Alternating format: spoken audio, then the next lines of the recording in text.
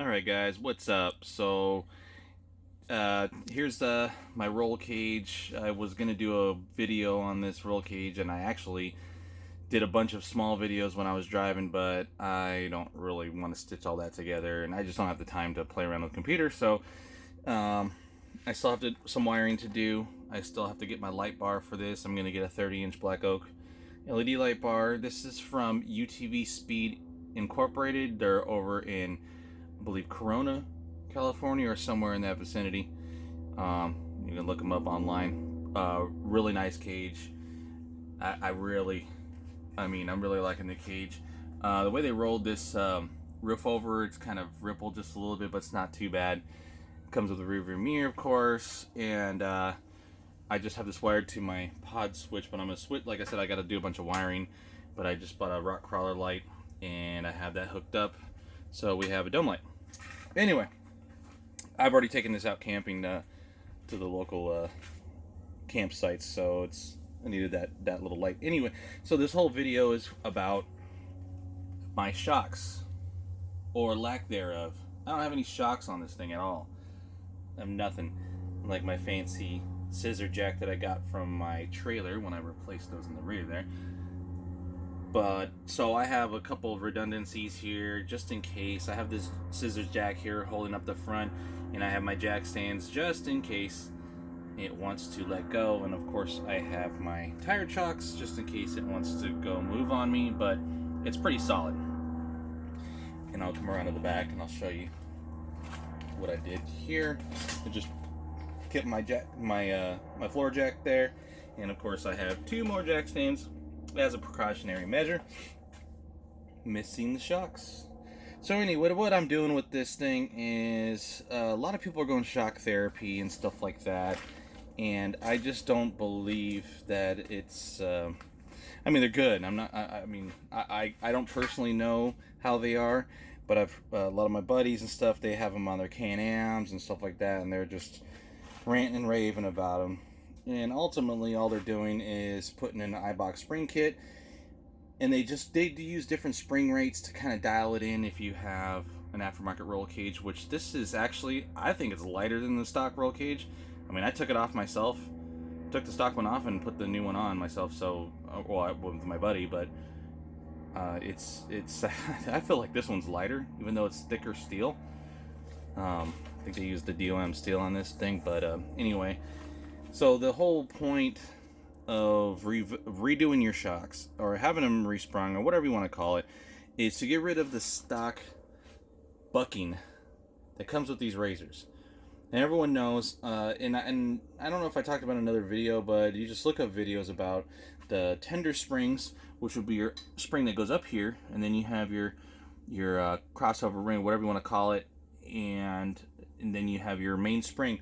That right there, the crossover, or I'm sorry, the tender springs on this thing are fully compressed. So when you're hitting the whoops pretty hard, like we did this last season at Glamis, we were doing about 65, 70 miles an hour, and this thing was bucking so hard. My kids in the back were they were kind of freaked out. I had the stock roll, or I wouldn't call it the stock roll cage. I'm going to call the stock canopy holder, because it's not really a roll cage. And so they got a little scared. So what I'm doing with this thing is I have a local shop down here called M&M Off-Road. And the guy started out doing shocks and minor tuning to engines, stuff like that, for dirt bikes and quads and all kinds of stuff. And so obviously this is the hot item right now. Everyone has UTVs. So I went ahead and ripped these off, and he's doing the Eibach springs for $850 installed, as long as I take the shocks to him.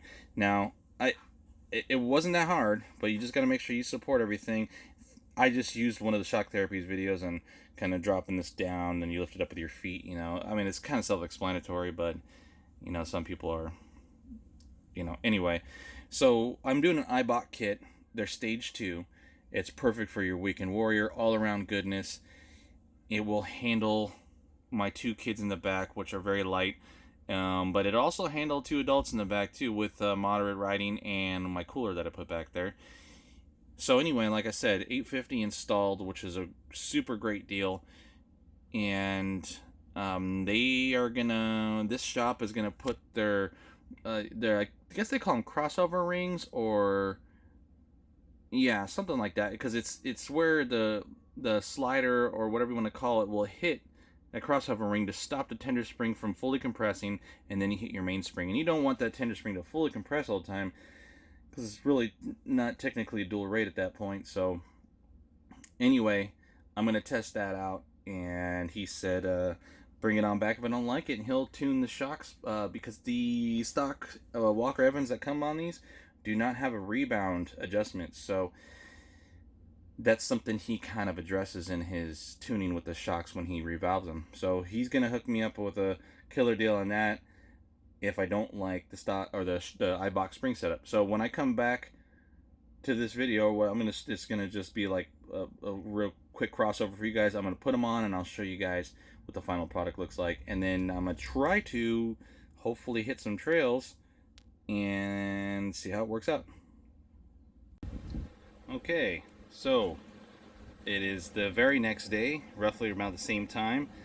So it was about a millisecond for you, and well, it was a day for me. Got my shocks back from M&M Off-Road, and you can see they're bolted up in there. And that's that true dual rate. You can see how far up their crossover ring is on their kit. I don't know why. In the front it's like that, and in the rear it's pretty similar to what Shock Therapy has set up, but it sits a little higher right now, and that's only because I just lowered it down off the jack. I kind of bounced up and down on it, but it still needs to be driven and kind of mashed a little bit, and then go from there. The off-road shop did tell me to set everything at soft, basically all the way out, and then work my way in from there and fine tune it. And then if I still don't like it, then I will do the valving.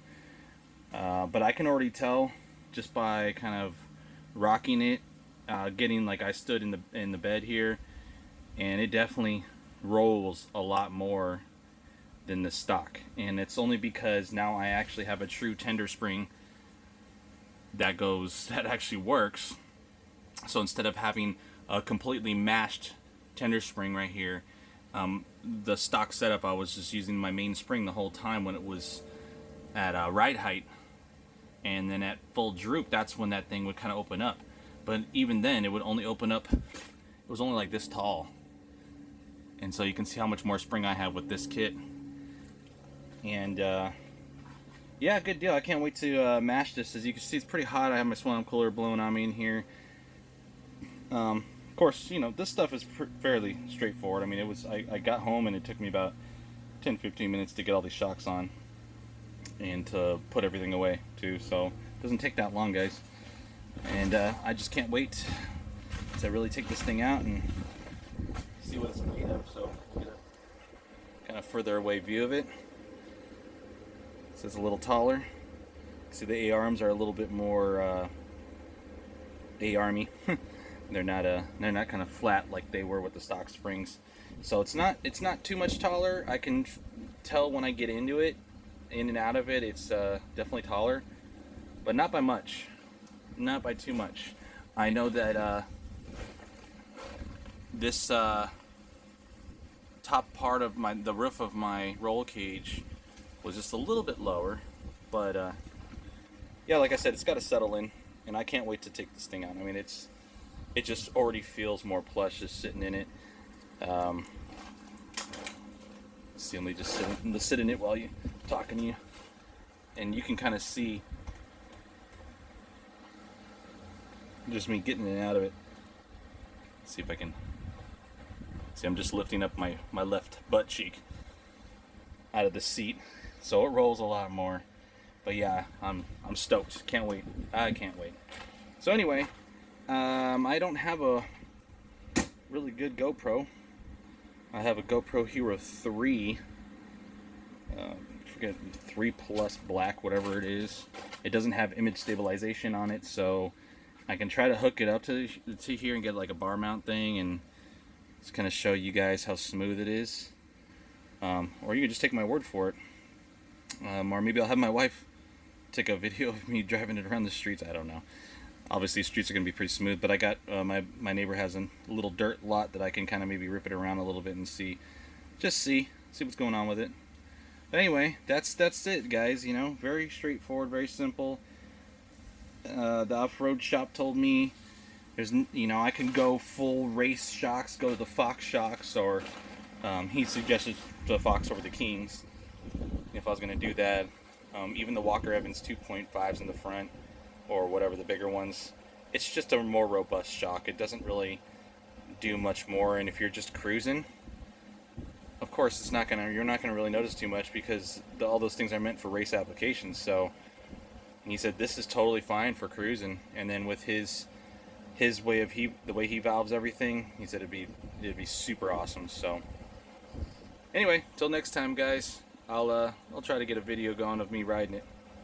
Peace.